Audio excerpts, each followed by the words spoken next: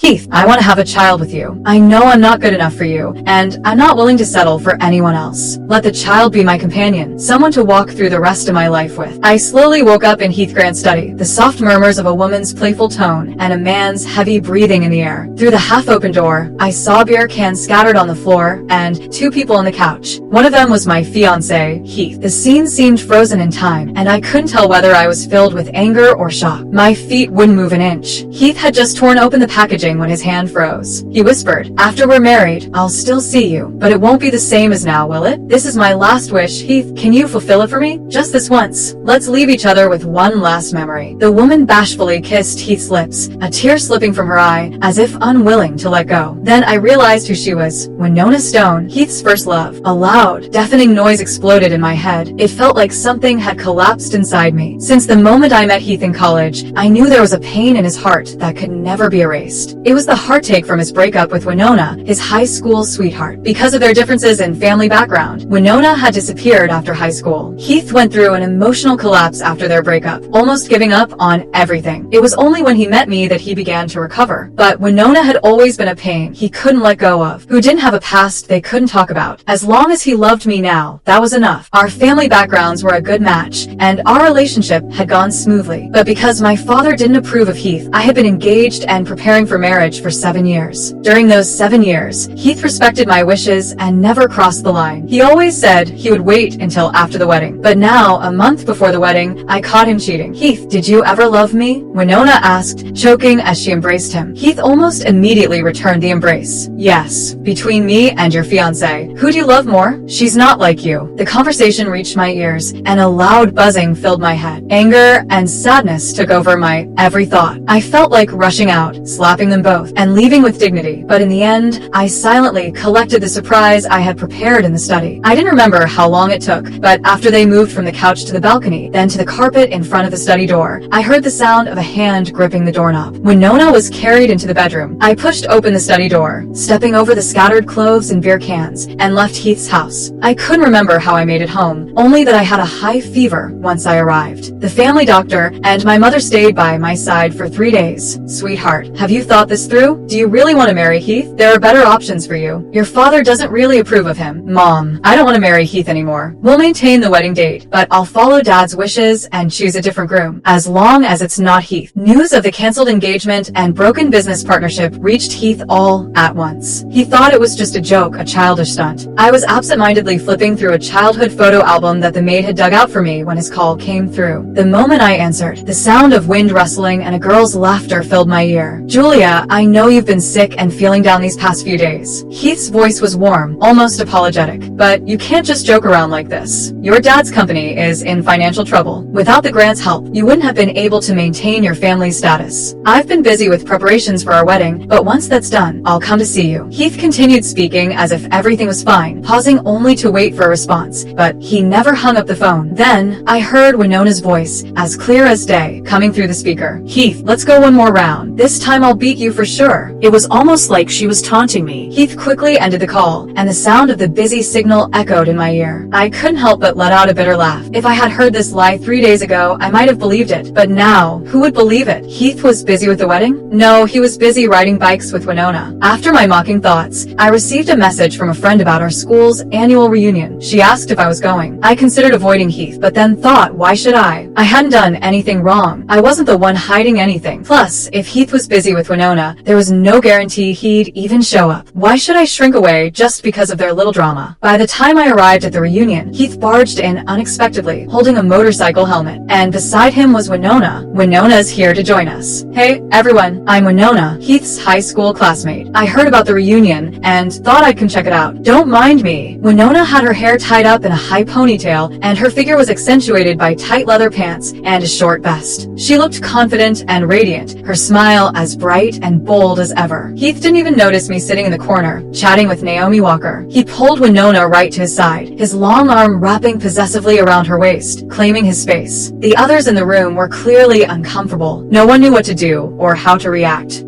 Heath, weren't you busy with wedding preparations? What are you doing here?" The invitations are mostly handled by Julia. Winona's never been to something like this, so I'm just showing her around. Don't mind us. Naomi, who overheard their conversation, ignored me as I tugged at her sleeve. She slammed the bottle down onto the table, making a loud clink. Heath, you've really outdone yourself. Julia's been bedridden with a fever, and you're out here riding bikes and attending events with Winona? Everyone knows Winona's your ex-girlfriend. Just because Julia loves you, you think you can flaunt your affair in front of everyone. Naomi stood up, and all eyes in the room turned to her. Heath and Winona quickly realized I was sitting next to Naomi. Heath's gaze froze for a moment as it landed on me. Aren't you still sick? Why would you come to a place like this? Let Naomi take you home. It almost sounded like an order. I smiled softly, the sarcastic edge sharp in my voice. We were at a bar, and I was perfectly fine to come here on my own. If he could bring Winona here, why couldn't I come? I looked around before focusing on him. Aren't you busy with wedding preparations? Are you here for some sort of inspiration? I couldn't help but raise an eyebrow, the question hanging between us. Heath furrowed his brow slightly, but didn't answer.